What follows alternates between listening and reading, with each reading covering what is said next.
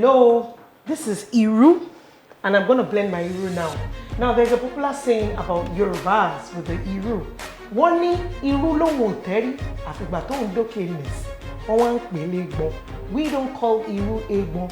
It is one of the best flavor you can ever have in your stew. Traditional, you just do.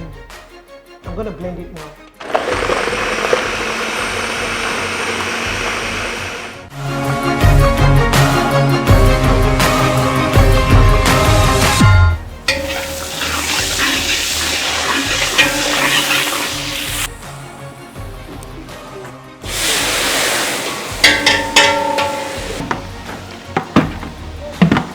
This is Egusi Stew. I fried the locust beans in order for it to lock in the moisture of the egusi, which is called the melon.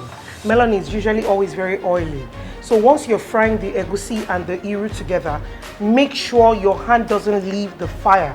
It burns easily, and you don't want to be having some taste of burns in your egusi stew. So constantly stirring, and your spices has to be the last to come in, so it doesn't change the color.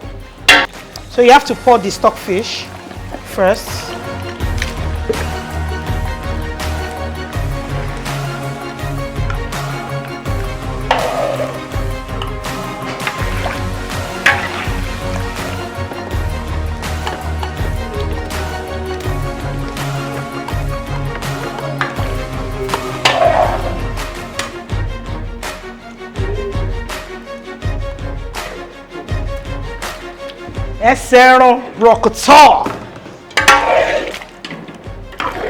Please do not put any salt or Maggi yet until the egusi is boiling, okay?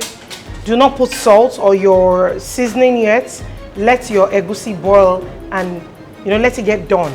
Because if it's not done, what happens is the egusi looks darker.